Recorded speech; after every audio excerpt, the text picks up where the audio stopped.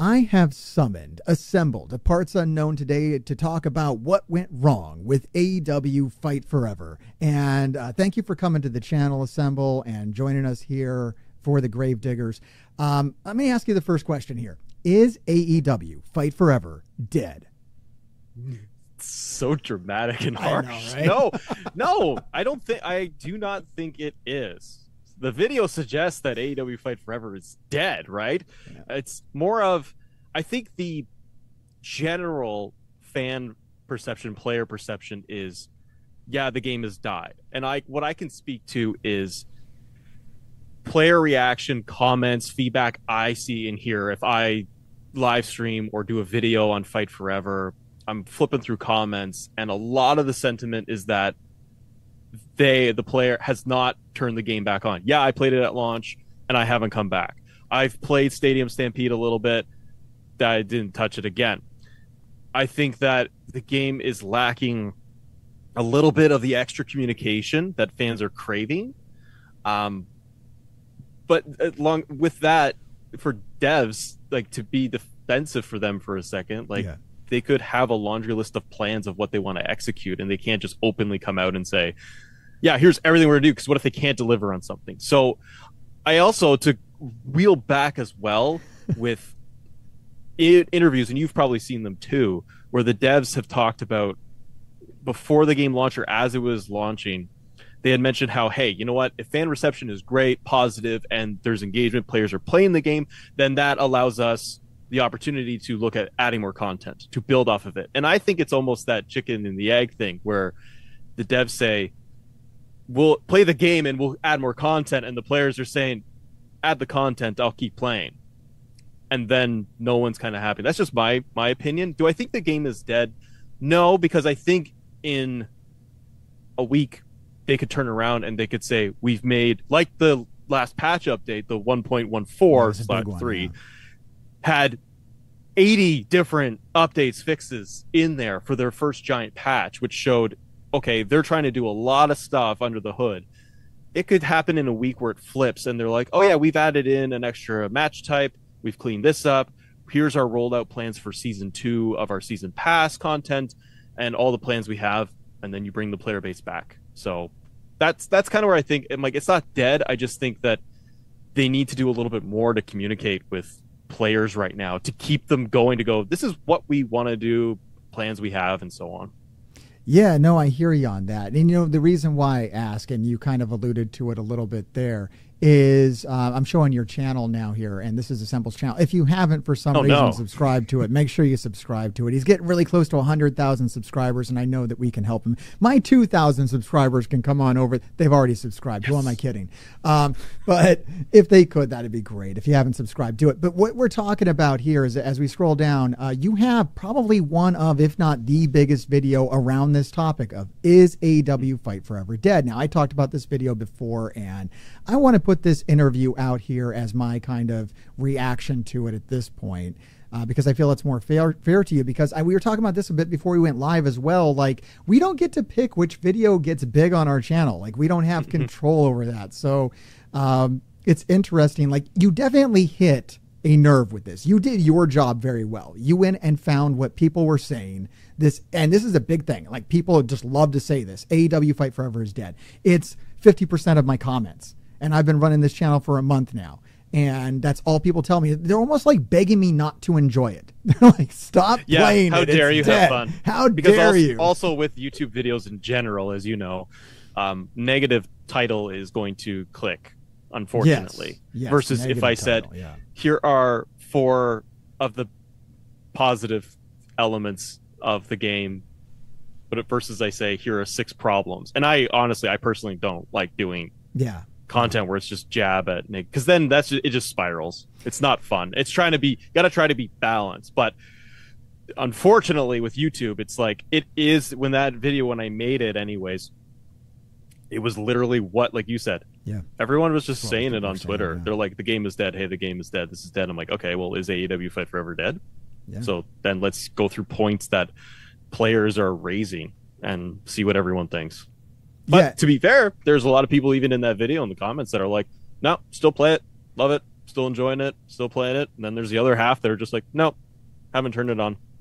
And in that regard, kind of taking you personally out of the equation, I think you did a very good job in that video summing up what people were saying about it. And that's what I kind of liked.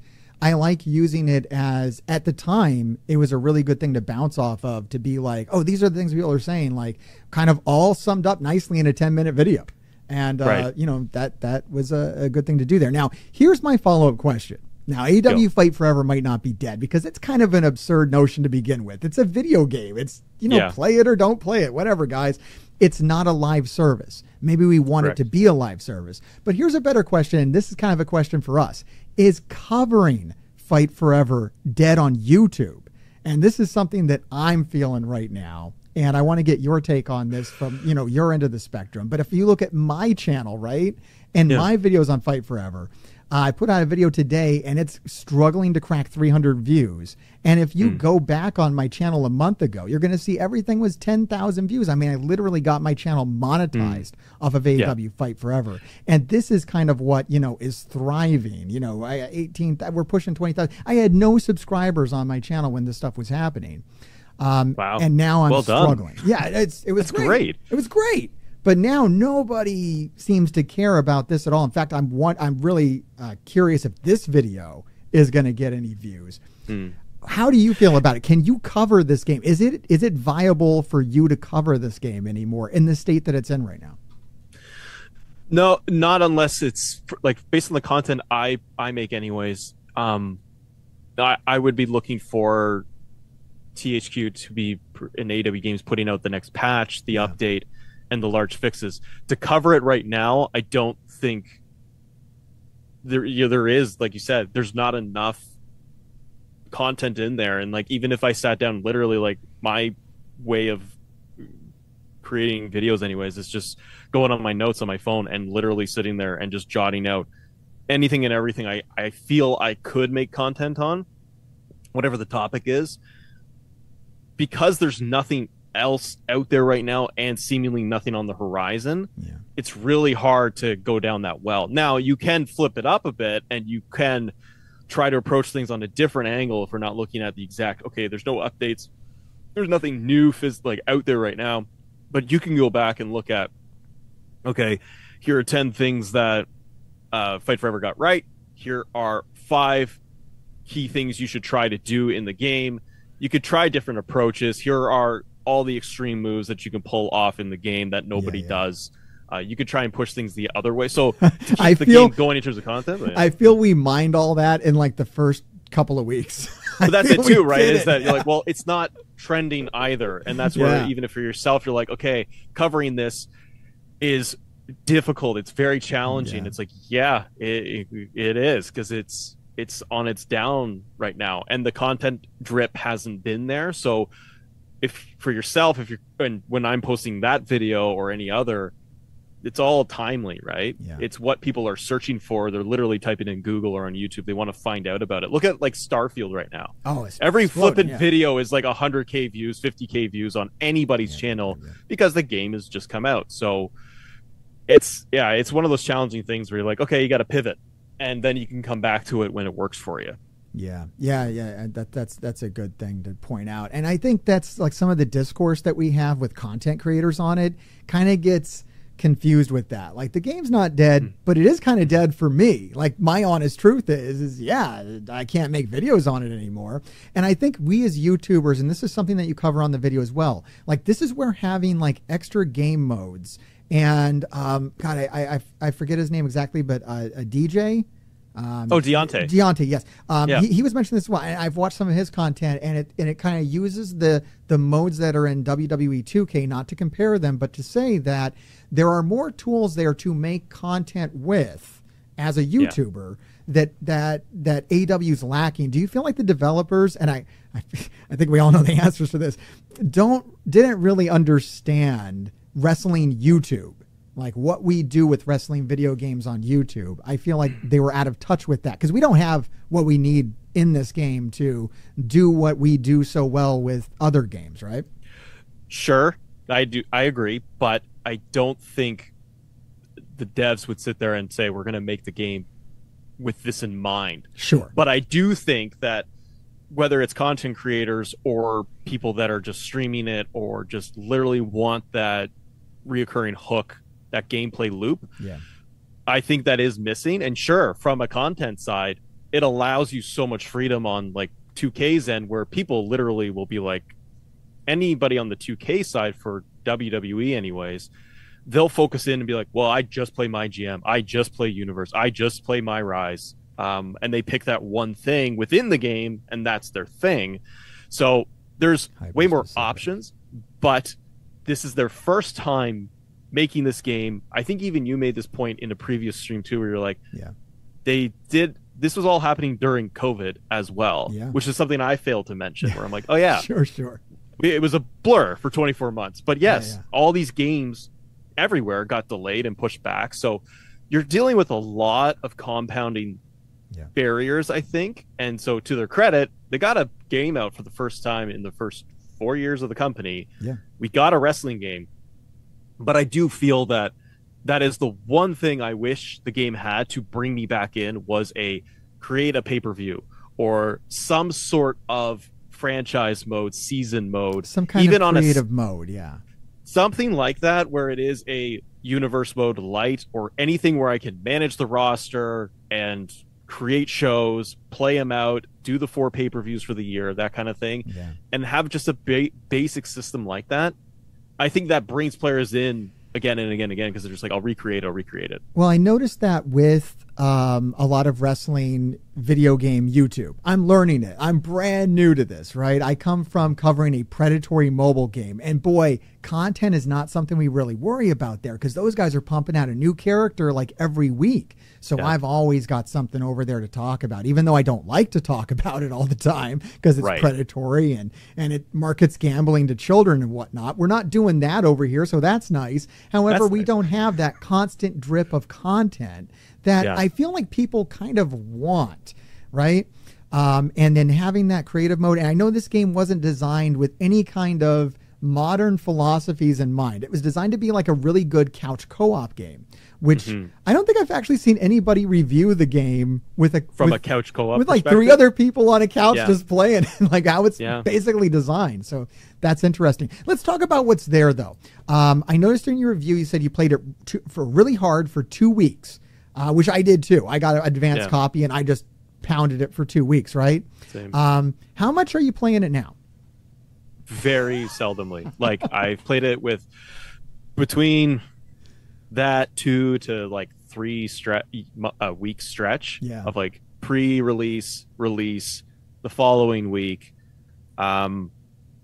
Started to just, I could even feel it just slowly trickle off for me. Okay. Because I was like on 2K side, I was like, oh, there's more DLC that came out. I'm going to play this.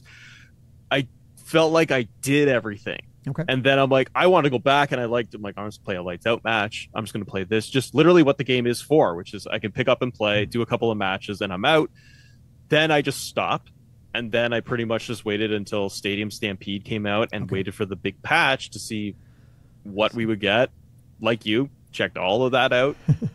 I did a couple of hours of Stadium Stampede, and I was just like, okay, this just isn't for me. And hopefully it's for a lot of people that like it. Yeah. Because you want the mode to do well. It's just not for me. So yeah, I completely just kind of fell off of it shortly after release. And it was mostly because for me and what I'm looking for is I love the gameplay, the core gameplay in it. I really, really like. I think everybody agrees that the core wrestling is really good. No one's really. I actually find the roster, and a lot of people would complain about the roster size. I think that sure they could add more to the roster as always, but that's in anything that's going to be a complaint when it comes to roster. It's literally huge. It's damn near big. It's damn near everybody. Yeah. Like that's one of those complaints that I'm glad you didn't make that one in your video. That didn't come up. Some other guys were like, "This roster is." I'm like, who is missing? It's really not. The women's side was small. That's the one complaint I would say. But that's one thing. Let me ask you. Men's roster is fine. I have that question on here. I just want to jump to it right now. Which AEW women's stars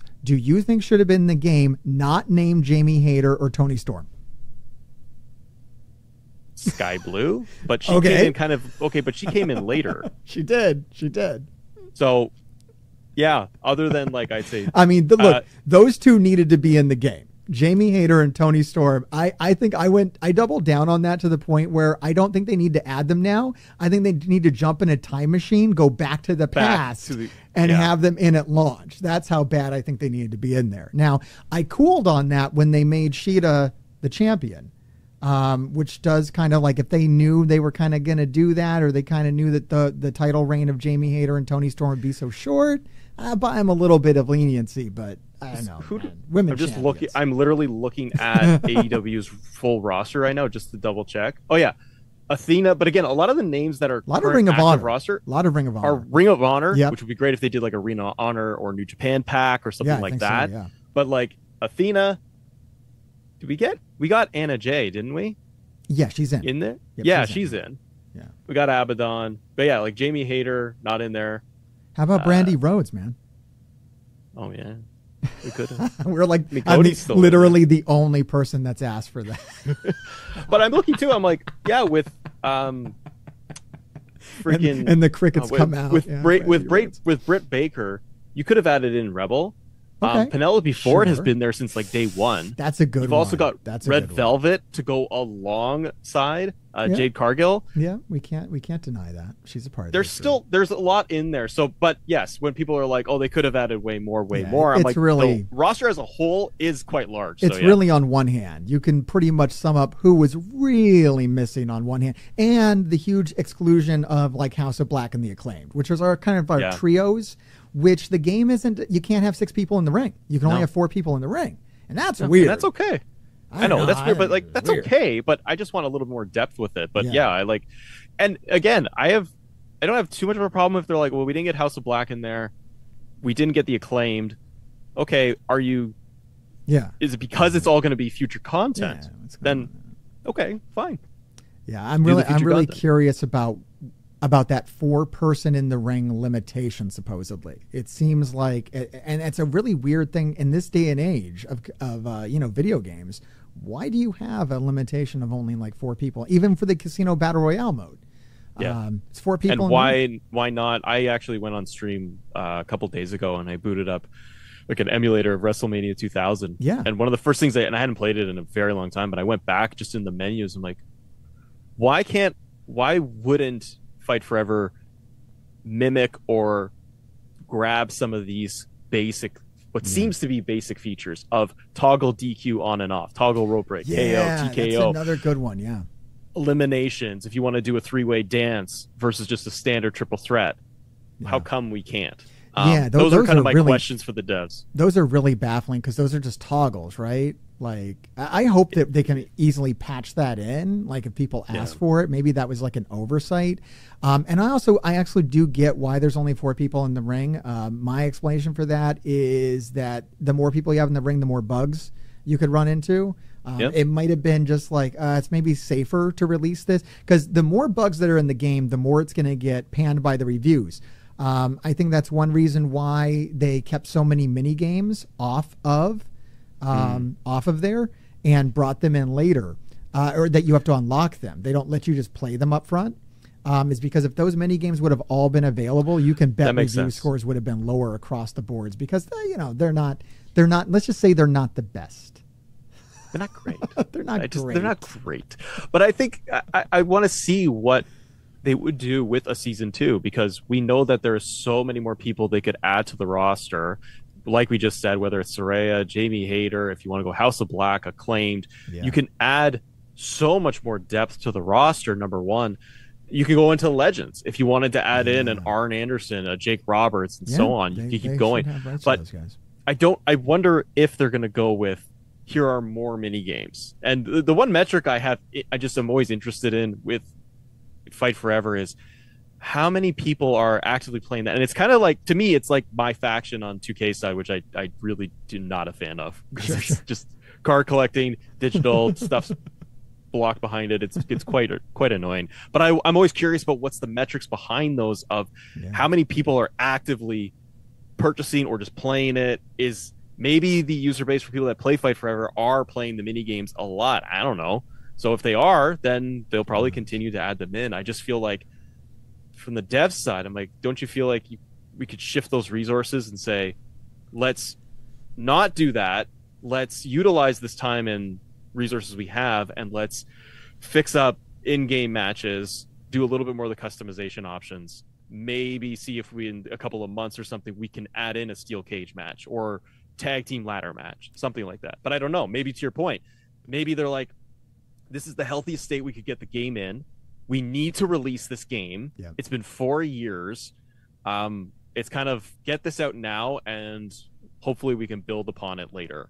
And maybe they're just like, this is the healthiest state and we'll release it. I'm glad you brought that up, actually, because I think that's a common misconception. Like, why do we have mini games instead of this? And one thing I learned from doing a deep dive interview with Justin Leeper, who actually was the man who made RTE, Road to Elite. There was one guy, they contracted him. He's not even a part of the main team. They were like, hey, Justin, can you come make a story mode for us? I very much feel that's what happened with the mini games. So I don't think it took resources away from anything else. I think it was a separate team, isolated, contracted out. They're like, here, make us a bunch of mini games. I don't think it pulled resources. I think it was like a little extra sprinkles on top of a working game. Now, speaking of RTE, I wanted to drill you on this one. I'm going to be a little prickly, but not too bad because I like you and you're a nice guy. But in your review, and this is something that baffled kind of me and Justin, because he's a fan of Road to Elite because he made it, and I'm a fan because I've played through it like 10, 20 times. I actually really like it. You played it once. Yep. Okay. And that's fair. I think a lot of people did that. And one thing I noticed when talking to Justin is he was saying, like, I probably should have made it more clear that there's a lot more if you play it again and make it more obvious how to get around between the different blocks. He felt that I watched your review too, and with Justin, and when you guys brought that up, he did say to the effect of like, essentially like what you could do it. Was it 4 or more times, and you're going to get times? You're going to get multiple threads for the stories, and you're going to get different interactions and different sequences and all of that. Absolutely. Bad on me. I don't think it's on you. I think that Justin owned that because it's not clear. Like, I watch a lot of reviews and they get like the worst blocks, and that's not their fault. A lot of people. That's just what it spit out for that round, essentially, as you're going through that path. Well, gotcha. And it's kind of like, if you're not good at it, you kind of get the bad stuff, which makes sense. But also, most people who load up the game are not going to be good at it right out the block. So you're going to lose like the opening match. You're going to end up in Death Triangle, which is horrible. You're going to end up fighting the Young Bucks, which is ultra cheap and it sucks. And you're not going to get like, you're not necessarily going to get relationship problems, which is one of the blocks where you actually get to make a decision that impacts the story. Okay. And I think there should have been more of that as well. Like, so there weren't so many bad options. But that's, I guess then for the casual fans, and again, like, I played through it one time and I was like, okay, it's just not for me. But hearing that there is more in there, and then me like even watching other reviews after too, I saw that too, and they're like, oh no, but I went in and I played it this, or just online, people are like, I replayed it and I got this. I went through all of these different sequences and like different paths for it. But I think there's one of the issues is it's not communicated enough, to Justin's point of like, I wish I could have communicate. I'm like, I don't even know how you would do that. Like, I don't even know how within the context of the game or the user do you say that unless you put in some sort of game mechanic, which is check, you finish the first path, now replay it for the second, third, and fourth. So players know to go back to try to get the next thing or different story beats. So I don't fault them, especially like the one guy writing the thing. No, I'm not mad at Justin. That's hats off to him, because that's an undertaking. And I think you're probably right about mini games. Like, I think that's probably the case too, where it's like, well, we need to outsource it. We need to round this thing out. Here's a little bit of extra in there, and then players are like, maybe not. I actually watched a really cool review with like Aubrey Edwards and Evil Uno and Adam Cole, where they were talking about the mini games, and Evil Uno was like, I have no interest in these mini games. When this game came out, I was like, F these mini games. I just want to play an Aki Engine game. I've been waiting to play a sequel to the last Aki Engine game for years. This is it. I don't want to mess with these mini games. But then he went to one of the things where they were like demoing it out for people. And they had so many people coming up who were like, I don't want to play a wrestling game. And they're like, here, try a mini game. And they're like, this is the most fun thing I've ever done in my life. And like, it all made sense to them. It was like, oh, this is for your mom. Like, it's kind of cool. Like, okay. And I mean, I love them. Like, I got 2 little kids and a wife, and they will not play the wrestling game with me, but we will play the mini games, all night. Like, the only thing I wish is that they had kind of a backbone, like a Mario Party kind of board for it. So that you could. I watched when you said that on like your review on it. And I was like, that's it. That's awesome. If you went into mini game mode or the universe galaxy there, and then you went through a full path to try and play through mini games, do different achievements. I know Mario that there are, and you're going to get cash rewards, but just do it Mario Party style. That's totally a good idea. And they're so close. All they got to do is they're so close to Mario Party, and it's not a good Mario Party. I still want to stress this. I don't think these mini games are amazing. Okay. The mini games are range from like kind of okay to total ass. But if you had a board there and I was playing this with my family, I guarantee you we would play it like at least once a month. It would be worth putting it on once a month to play with AEW wrestlers and have a goofy good time, right? So here's a question then for you is, why do you think Evil Uno is not in the game? Oh no, man! I just feel bad. I've said this before. Here's what I think. I think Evil Uno's a really cool guy, and I think I think they asked him, like, Evil Uno, should we put you in the game or like Ricky Starks? And he was like, I'll take the bullet. Get Ricky Starks in the game. I think it was like something like that.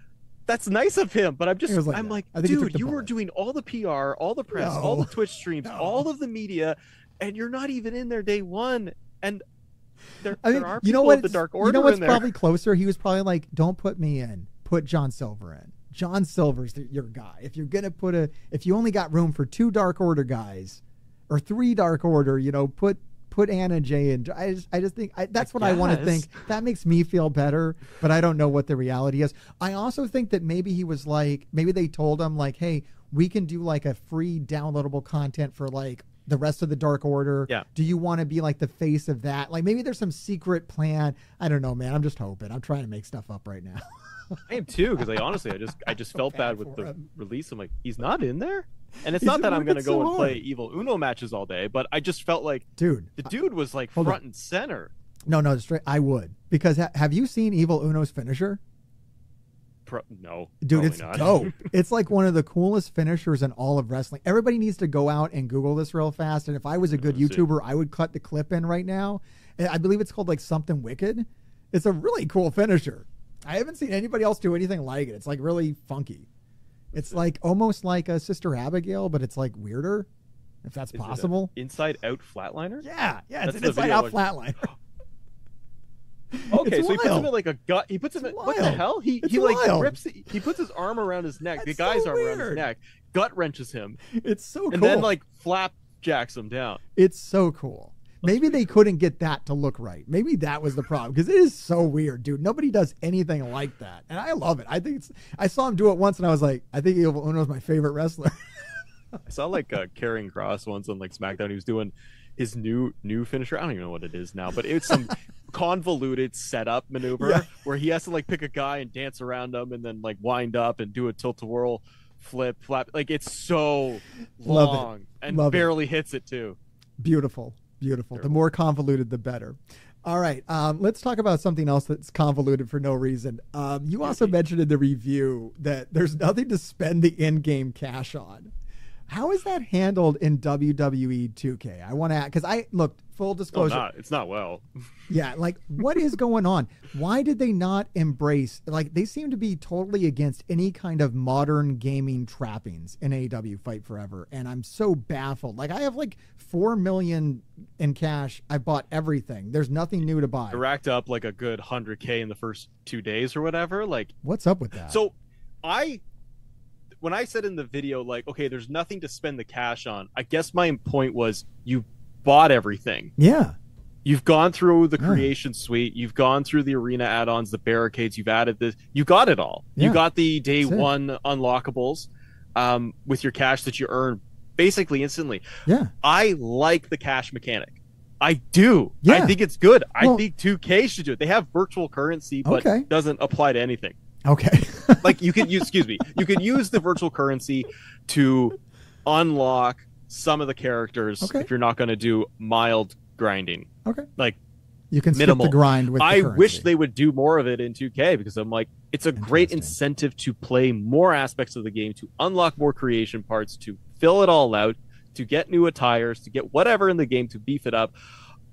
And they have the creation suite on top of that. I just think it's a nice incentive to be like, I got this cash, I keep getting more and more. And if they keep dumping more parts into the game, it's more incentive to play, get more cash, get more parts. Like with Stampede, you got all the cash there for playing matches, doing better. Yeah, I'm still earning money, man.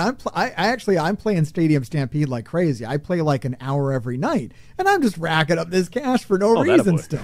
It's crazy. But that's the thing is, like, I looked at Stadium Stampede with it and thought, oh, this is a great way to add in more parts and elements and arena parts, but they didn't. No. And I was like, why then in Stampede am I getting the cash if I've already unlocked everything? So I don't think the cash system is a bad one at all. No. I just think they're not putting in more creation parts unlocks to support it. Well, here's what really got baffling is in the latest patch, they put in like Jericho has like 5 or 6 new outfits. 5 or 6 attires, yeah. Why don't I buy them with the cash? Make them cost $1 million a piece. Give me a reason to grind.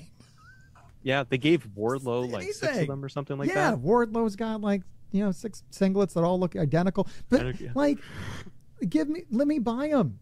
Give people like they didn't think about what we want. Is like it's weird because we send mixed signals as gamers.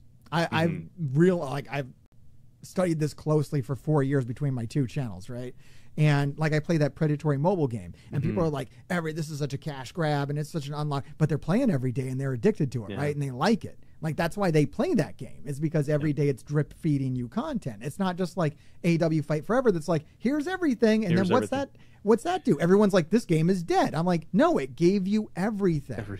You didn't have to unlock the wrestlers. They were all unlocked for you. If you had to unlock them, I don't think people would be saying this game was dead if they gave you 20 wrestlers and the rest cost $1 million a piece.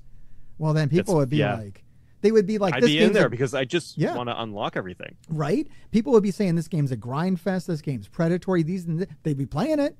My YouTube numbers would be through the roof. But I'd be happier too. Like I said this in the patch video I did too, and I remember comments in there of, well, what's the point of I said the positive was that they gave us all of these extra attires. I thought, why not one for every wrestler or some? Why does Jericho have 5, 6? Wardlow's got this and Sting's got 1. It was just kind of like, it just felt random almost. Yeah, it's weird. And like, why does Mox have 5 different pairs of sweatpants? Like, okay, but why not level it out, or like you said, just put it behind the cash that everyone is sitting on, so we have a reason and incentive to do it. People were coming in going, well, what's the point? Who cares about the attires? You can just go in Creation Suite and set it up. I'm like, well, you can't. No. It's not the same. And also, I'm like, to both of our points, it's a really good incentive to be like Orange Cassidy's a bad example because it's the same attire. But if it's Sting, different shirts, he's worn different shirts. Fair enough, different shirts. Or if it's going to be Adam Cole or MJF who's got different trunks on, just put it behind the thing for free and be like, nothing's really paywalled because the cash is just in-game currency for playing it. And that's where I think the difference too is the mobile example you give is 100% true, where it's like, oh, this is predatory. You're making me spend real money to level up, or to get the insane next thing. Amounts of time. If it's not money, yeah, it's like or crazy time. Yeah, versus Fight Forever, I think would be different if it was just it's locked behind the in-game currency, but you're unlocking so much of it so quickly, that you're like, well, if you did 4 games of Stampede, you'll probably unlock 5 attires. I just think that was great. That I'm like, look what they did. 2K can't give us that. 2K never gives us a freaking attire. They'll say, well, we have all the creation suite. I'm like, yeah, but Fight Forever, the positives they do is that they can approach it more of a live service model, in that we can dump more attires, we can dump more stuff into this. We're not pumping out a game every year. This is a platform, and we'll let it grow for 3 years or something. I feel versus like 2K what they're is like, doing, here's every 8 months. Yeah, I feel like what Fight Forever are doing when they put in those random costumes is they had all this planned, and they're just trying to make the game whole. Like, I think they wanted to release. I think like if we fast forward to like a year from now, everybody's going to have 5 costumes. and they're all going to be put into the game for free, and you're not going to buy them. So like when you finally buy Fight Forever, you know, a year from now, you'll just get this amazing experience, and then all of our videos are going to look really, really stupid. It's going to age really, really poorly. 100%. Now, to what you're asking earlier too is like, does 2K do any of this on the WWE set or anything? Bad like this? Their biggest problem is the My Faction online digital game card, because what they do the modern game mechanics. Yeah, you can play that game. You can play matches and get points, and then or simply buy cards with real money. And then you get like whatever, a Stone Cold Steve Austin. But if you're going to get that, he might be an in-game, or excuse me, an in-the-mode only locked model of Austin, where it's the specific attire and everything. Yeah. It's locked in My Faction, and you cannot play it in the core game. About that, and it's the biggest thing that players hate, because they're literally like, here's Asuka with new face paint. It's there. We're like, it's there. They're like, no, you got to play My Faction, and that's the only way to have it. And we're like, it's not a good move. Versus Fight Forever is like, here's all the attires everywhere. Yeah, you can play. You can play them in any game mode. You can throw in whatever version of the character that they have available. So there is 100%. That. There is that. All right. Speaking of creations and Create a Wrestler, either Create a Wrestler sucks or Create a Wrestler is great. I've really heard the range. I believe you were more on the suck side. I'm kind of right in the middle. But one thing you said. One thing you suck side. Yes. One thing you said that I love that you said this is, why can't we share creations online? It's 2023. Kind of. Why can't we say creations online? Why isn't there at least a code, man? There's nothing. If I made something cool and I want to share it with you, I got to write up like a 6-page document, and God forbid if I customize my moveset.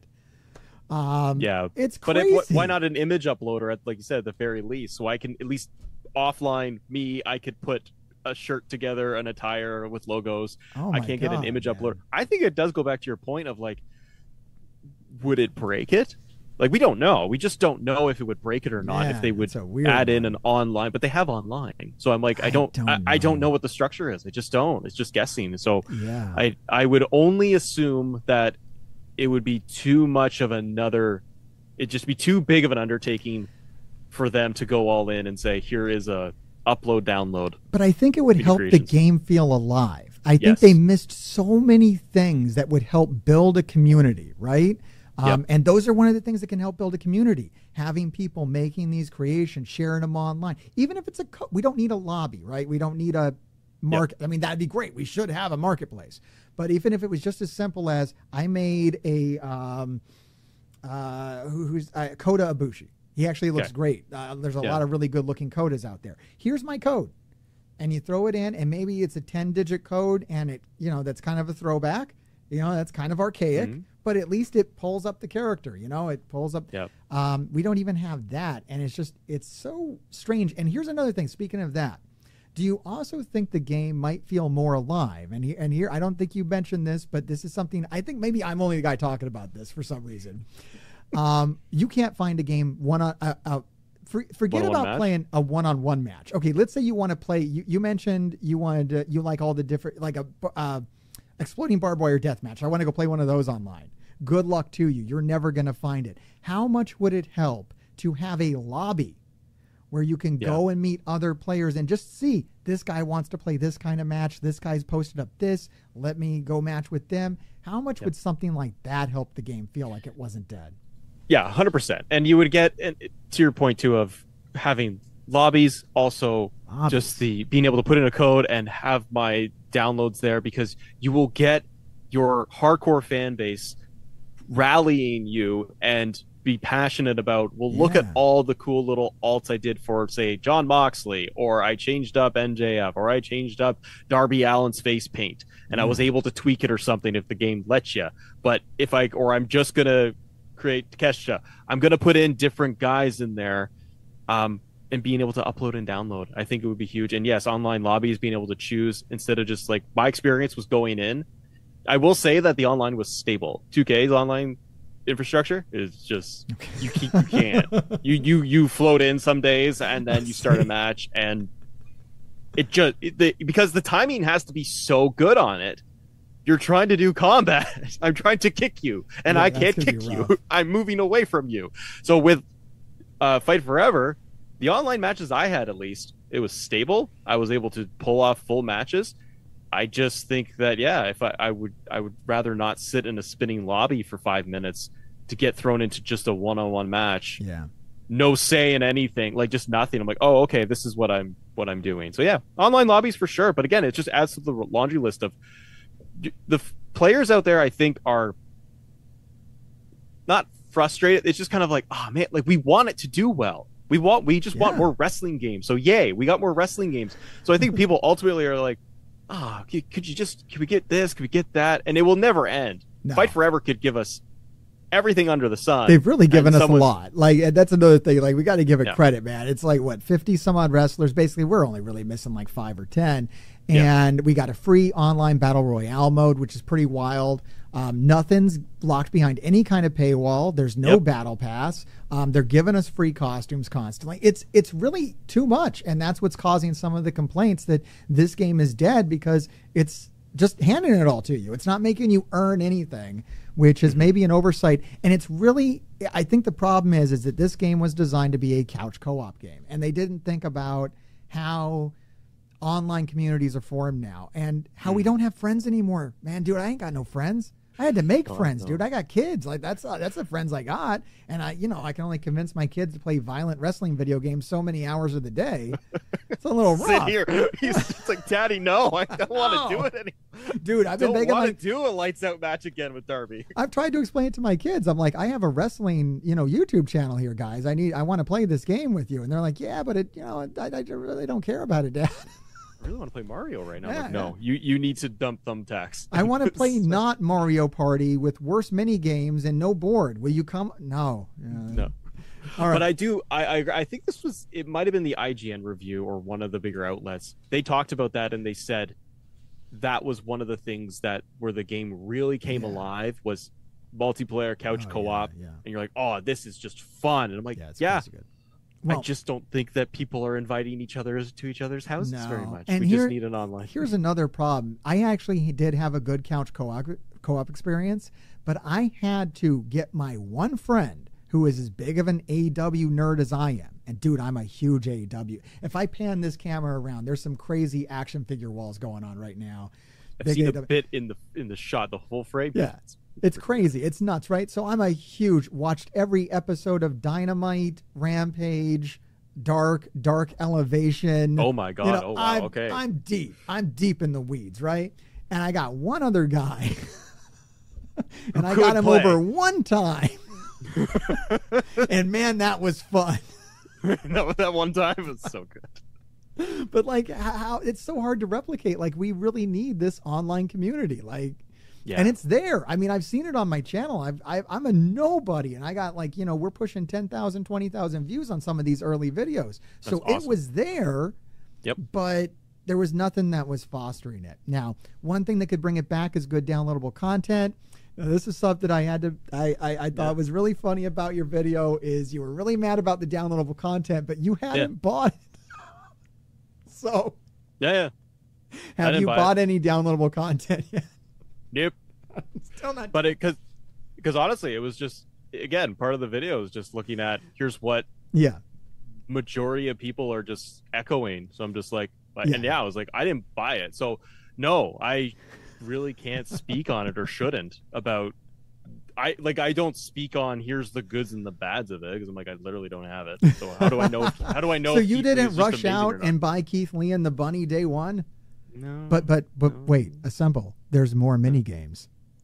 I've heard. There's more mini games. I've heard there's 2 mini games per pack. And there's an Angry Birds knockoff. Come on, dude. You don't want to play it? Is there really? Yeah, there is. I'm excited for people to have that in their house. Actually, it's kind of okay. The thing is, though, I remember in the video I said, I was like, I don't want to compare it to 2K, but I will. And it was here's the DLC. And it was, I think, probably what I was trying to communicate anyways was that the DLC is fine in terms of, like, $30 for a full season pass. Okay. Like, 2K is just, like, $50. It's a lot of money. So to get a DLC for $30, No, there's nothing wrong with that. My qualm with it is getting 2 wrestlers and 2 mini games and no real releases for like dates for when the content will drop. Sure, if you buy the season pass, you're like, I'm gonna get it eventually. But I think again, for communication points, they never said when the second pack was coming out. Then they didn't say when we don't know when the final pack's coming out, the Hookhausen. And you're like, this is getting for like, you could spread out having a DLC drop every month or 5 weeks or 6 weeks is totally normal. That's not it. But there's no sightline. And I'm like, we're talking 2 characters. Shouldn't they have already been cooked and done? Why can't you say when Hookhausen is releasing? I just don't know. I just don't understand why you can't say when the final DLC is coming out.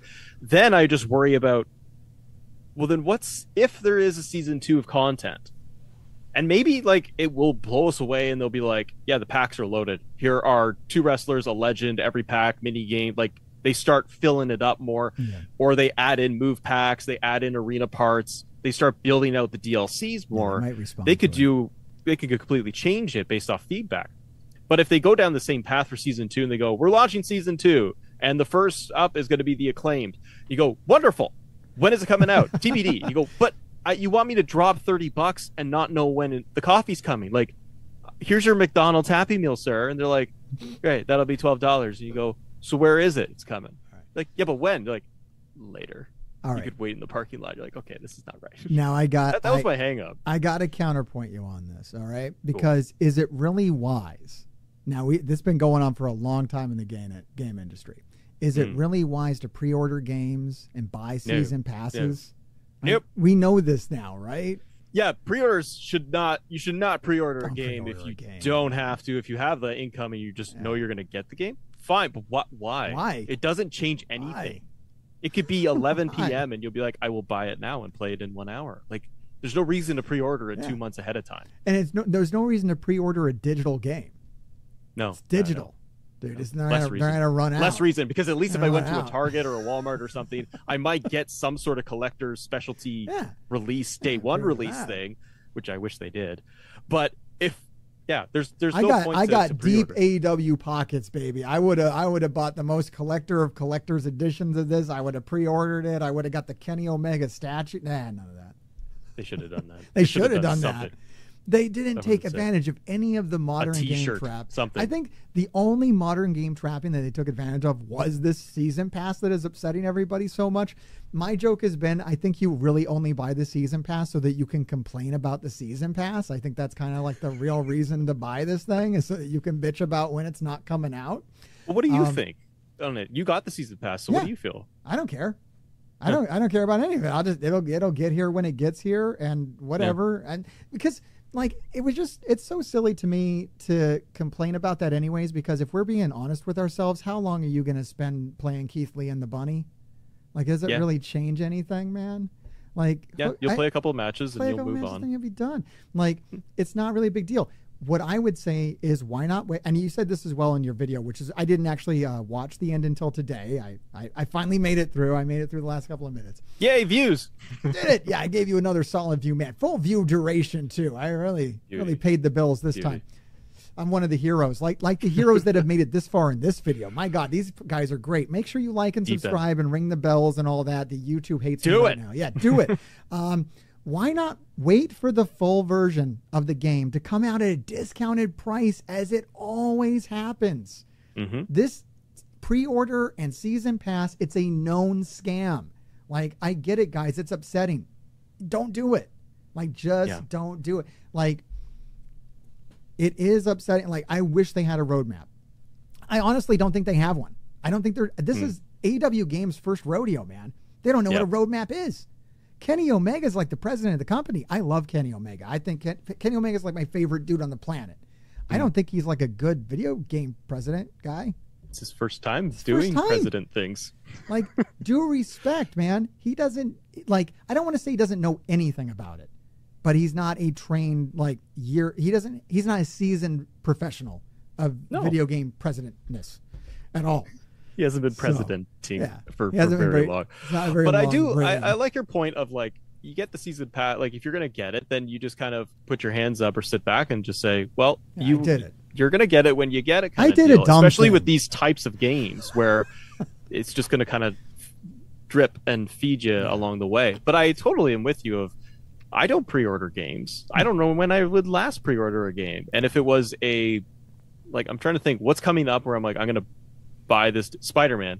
I'm going to buy that day one for PlayStation 5. But I don't buy a lot of games for anything because I just wait. And then I'm like, I just wait till I get it on sale. Yeah. And if you really want it, then I'm like, then you're just going to get it. Well, so enjoy it. It makes the game better too. And I've been doing this for years. My whole video game career has been buying the game a year or two after it comes out. So like I'm on the extreme end. Like my price point for video games was $20. So I would wait until that game cost $20 before I bought it, because spending $60 for a video game is not something that I really would ever do. Now, it has been the price point of video games for years. You're an old school video game guy. How far back do you go? Nintendo, Coleco? Can't go all the way to Coleco. No, I can go to Coleco, buddy. Okay, you win. I go back to just regular Nintendo, and that's fine. But even then, like I have memories of on Super Nintendo buying NBA Jam and it being whatever $69, $79, $99. It's been the price point. Games for a in long Canada time. are also very expensive.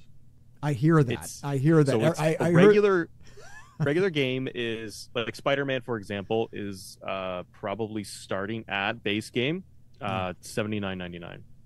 There you go. Base. So yeah, these price points. It gets very expensive for games if you have that hot. Yeah, sorry. Marvel Spider-Man digital download PS5, $89.99 on the PlayStation Store in Canada. That's the base. The deluxe is $99 plus tax. With our tax, it ends up costing you about $120+ if you want the deluxe edition. So when I look at something like Fight Forever or 2K on their Icon Deluxe thing, it ends up being Canadian beaver dollars. It's like 167. No. Sorry, a full price day one was like $180 for the full game. That's all right. We're YouTubers. That wasn't worth it. Video game money doesn't apply to us. So. It does a little bit, sir. I got bills to pay.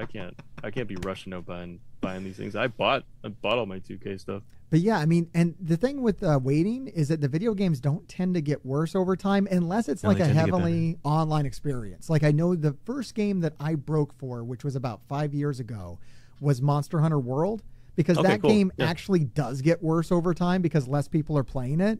So it gets difficult because it's a pretty much entirely online experience. You can play it offline, but it sucks. And you really it's really about playing it online with 3 other people. So games like that, I kind of get how they have you over a barrel. They're like, we're taking your $60 if you want to enjoy this. But a game like Fight Forever, dude, pick this up.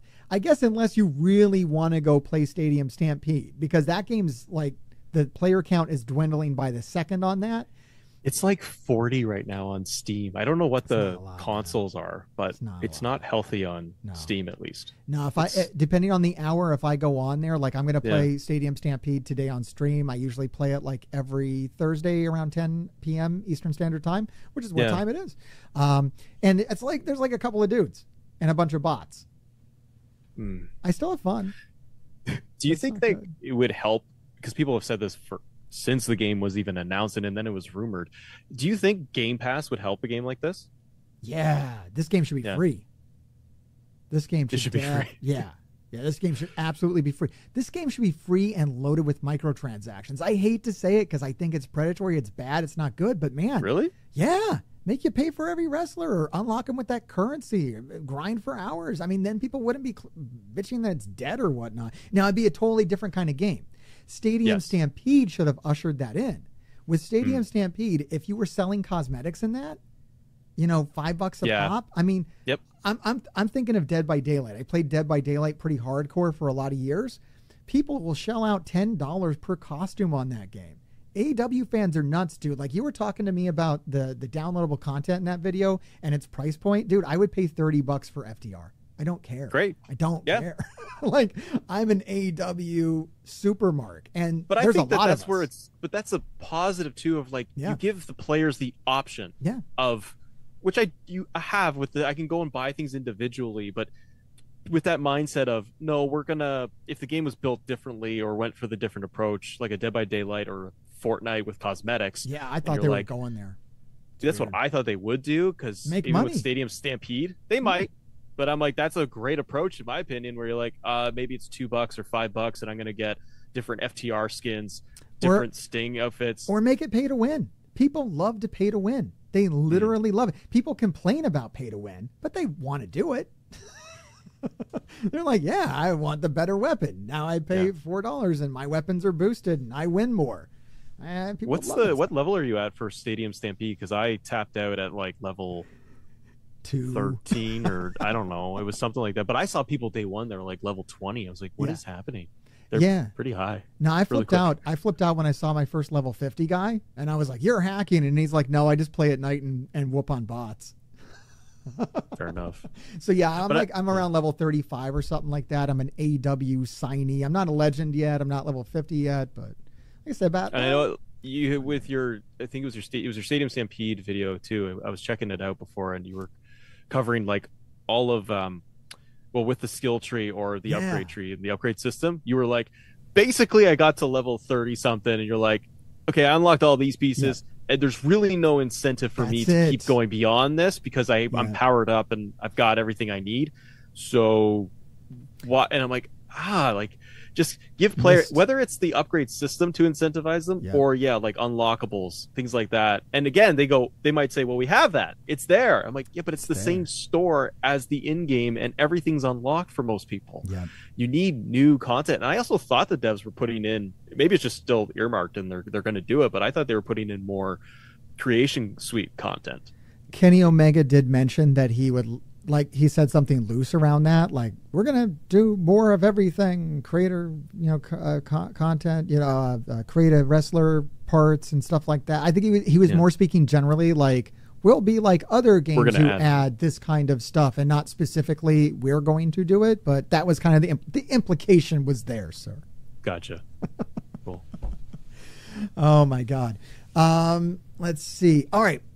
Speaking of Stadium Stampede, I got to hit you on this one. I'm going to be a little quickly, all right?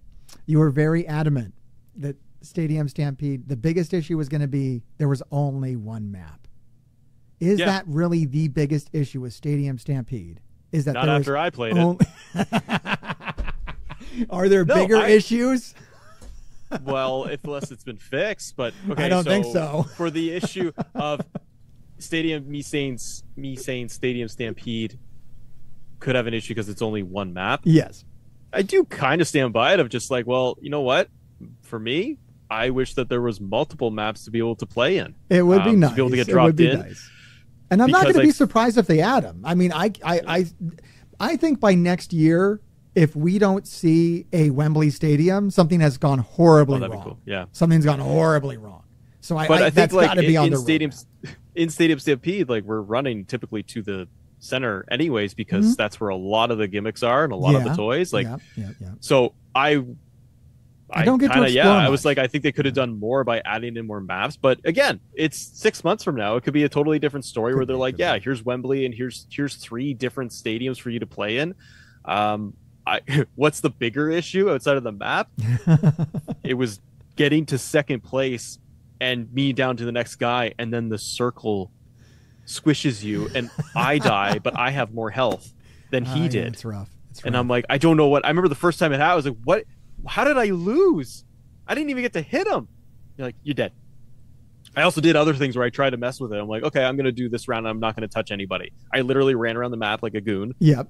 Purposefully trying to see what would happen, how much I would earn. I ended up with like 1.5 stars and bare bones, like no cash, like nothing. I was like, okay, cool. It didn't like reward me for doing nothing. Yeah, you got. But I still ran around like an idiot, and I got to second place. I was like, that's not great. Yeah, you can avoid combat, and there's some tips to get through it. I take first place 95% of the time.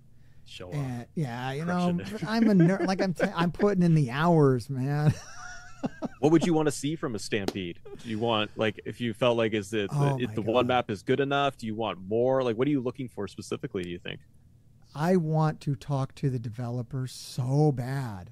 That's what I really want to have a discussion with them about are there any plans for this game mode? Because I have a ton of ideas. I put in a lot of hours on Stadium Stampede and a lot of deep thought on it because I run a YouTube channel. So I'm not just like, I think if I wasn't doing the YouTube channel, I'd just be playing it mindlessly and just being like, it's good fun. Because I usually watch Ring of Honor, the TV episodes, the new ones, and I have Stadium Stampede running, and I'll just kind of multitask that. Yeah. Because it's not exciting enough to engage me on its own. Like, let's be honest. Like, I need and it's fun to play on stream. It's more fun to play on stream than to do anything else in Fight Forever. So it's a fun, like Fortnite. There's a reason why Fortnite's like the #1, game out there to stream, make content on. One of the #1 games, I think Starfall right now, this new. The Starfield one? Yeah. Starfield. That's taken over for the Fortnite has to just drop one skin pack on something and then boom, back up. So that's what I was hoping would happen with Stadium Stampede. And I've never liked a Battle Royale game. So I think it's doing something right where it's converted me. Like, I tried to play Fortnite and I was like, no, I'm not a child. I can't do this. Yeah. Whereas this is good, and I like watching all the AEW guys run around. I'm like, oh, let me go get a John Moxley. It's fun to be able to say that instead of, oh, let me go get the purple horse or the unicorn, which is like the Fortnite version of it. I don't get jazzed by that. I get excited by, interacting with AEW people. And I like that they opened it up for another question people had about is, like, are you going to let creative wrestlers in? And they do.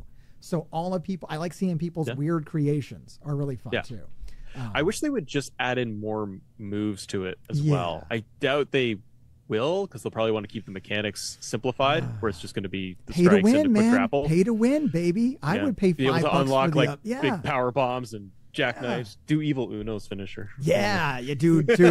You see, now you're speaking my language. I'm like, take my money. Like, give me something wicked, and I don't even care if it doesn't even work good. Because all right, so I'm optimized. Like, basically, if you want to know how to win Stadium Stampede. Just watch the stream. I got a whole channel. I'll play along as I'm watching the stream. Check it out. But like, I'm optimized, so like I use the Judas effect because it's the fastest finisher. You can just do it, get out of it. You're still on your feet, and boom, you can just hit them rapidly. Oh, that's smart. Yeah. Okay. So it's stuff like that. That's how you become #1 every time. And there's a couple of good skills that unlock at like level 15. They don't even like the skill you get at level 25 sucks. It's like, I forget what it is. It's like something super lame. It's so dumb. I forgot what it is. But the skill at 15 is like immunity to the storm. You can unlock immunity to the storm. So when that circle closes in, you activate your immunity, you stand outside, and you just watch the other guys die. Oh, God. You win every time. They have an instant win button, dude. What is up with this game?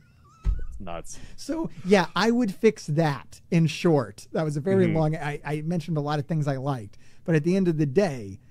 fix that part where it's totally broken at the end of the game. Yeah, that part. Fix that part. That's the part you got to fix.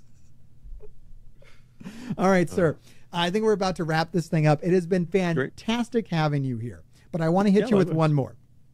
All right. At the end of your video, you say, well, it doesn't really matter anyways, because we're just going to go back to WWE 2K. Now, my counter to that is I'm not... Did I say it? You did say that. Oh, cool. Okay. And my counter is I can't go back to WWE 2K because I've never been there. But I want to ask you, because your channel is primarily that. Is that an accurate read? Okay. Why should I play WWE 2K as a guy who only really cares about AEW? Win me over. I would say for an AEW fan, being able to go through, yes, you would have, I would say Creation Suite is the biggest thing to build out that roster with all of the downloads. I know you wouldn't have entrances, Trons. You're like, well, he's not going to come out. Well, actually, he will come out named Kenny Omega in the match. But I understand the commentary is not going to be geared towards them, so you're missing. Dude, I got Cody Rhodes. I got Cody Rhodes. Can I play through as Cody Rhodes? But say Cody. I would say the Creation Suite, the community for creations, they are so meticulous and so detailed. That's cool. That you will have a full AEW roster, all of the arenas and shows. Interesting.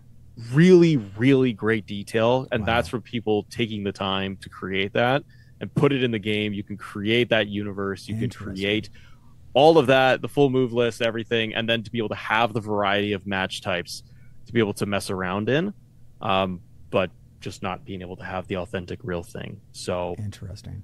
Fight Forever is the way to go for the authentic experience of having your AEW roster. But if it's like 2K has a slew of problems, like don't listen to me about or talk to me about what's wrong, is there's a lot wrong. There's still a ton wrong. But yeah, for like the video for me to say, I think a lot of, I remember now it's like, okay, I said like, okay, I think a lot of players are going to end up going back over to 2K.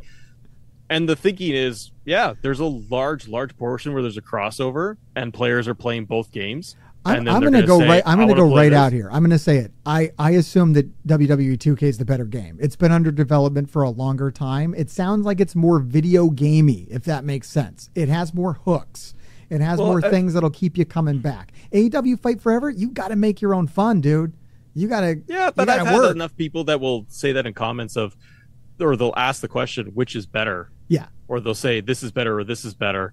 My opinion is that they're different. They're totally different experiences because Fight Forever is leaning on the, I guess we would say, arcade style, the quick, faster paced gameplay. I'll guarantee you that Fight Forever is the better 4-player couch co-op experience.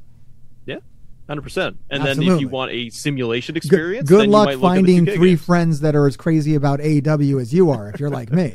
I will never get that experience, and that's kind of bumming me out. Can I get Evil Uno and like Kenny Omega and Adam Cole over? Because I think we could have a blast. But short of that, it's going to be difficult. But yeah, I think I just honestly, I come down to it and I always say they're different. They're different games, and they're pleasing different segments of wrestling fans. I think that some are wanting that really deep like simulation experience for 2K. And keep in mind and be fair, 2K has been doing good or bad, a lot of bad, but they've been doing it for many years to optimize it. Again, not perfectly by any means, but they've been optimizing that game and that series and that franchise for so long, and this is AEW's first crack at theirs. It's where will Fight Forever be in 6 to 9 to a year and a half from now, and will we eat our lunch? Hopefully, because if we get more content, more arenas, more shows, more roster updates, more match types, if those things all happen, great, because then we've got more wrestling games. So I just think that in that video, when I'm wrapping it up, saying I think a lot of players right now would be going back over to 2K. I do think that a large portion of them are. No, I've seen it. Or they just jump in and they're just like, I'm just going to play a match of Fight Forever and then I'll bounce. But yeah, I don't think you are wrong by any stretch of the imagination. Just for me, it wasn't an option for me. So it didn't resonate with me. But I feel kind of alone over here on this channel. So thank you so much for dropping in today and keeping me company. From what I hear, I might be coming over to your channel and talking about some CM Punk. Is that... Yes, I would love to have you on because I need a friend to talk about the news and talk about CM Punk. I could talk to the live audience. That's wonderful. But it'd be great to be able to go back and forth with you, pick your brain on CM Punk, current happenings, thoughts on All In, the entire, not just CM Punk, but we could talk about more just AEW in general. I'd love to know your takes on what you think, your thoughts on Adam Cole, MJF. Also, Roderick Strong's my favorite thing right now. Yeah, it's good. Him just coming out yelling Adam every bloody time, and he takes the neck brace off in the ring. Now he doesn't have entrance music, dude. His entrance theme is yelling Adam, then does the pose and takes it off. Like, it's amazing, and puts it on at the end of the match. It's the best thing. I love his gimmick. So there's a ton I would love to talk to you about. So we'll talk soon. That sounds good. And we'll make that happen. All right. Well, thank you so much for coming by today. Assemble. Everybody, once again, make sure you go subscribe to him if you haven't already. Awesome content creator. And Mr. Hartgrave's going to show up over there. So now you really got no excuse not to. Assemble, do you know what we do at the end of these videos? We say grave diggers. Grave diggers. You want to do it? I'm not going to do it well. You could try. I could keep digging. That sounds good. Not as good as Justin Leap. Justin Leaper really put some stank on it. Did you stay that long? He got weird with it. No, I was gone. You got to stay till the end to get this kind of gold, guys. This is why you watch every minute. You get the awkwardness at the end, which is important. I'll do better next time. Try harder next time. Grave diggers. Keep digging. Yeah. You got it. You got it.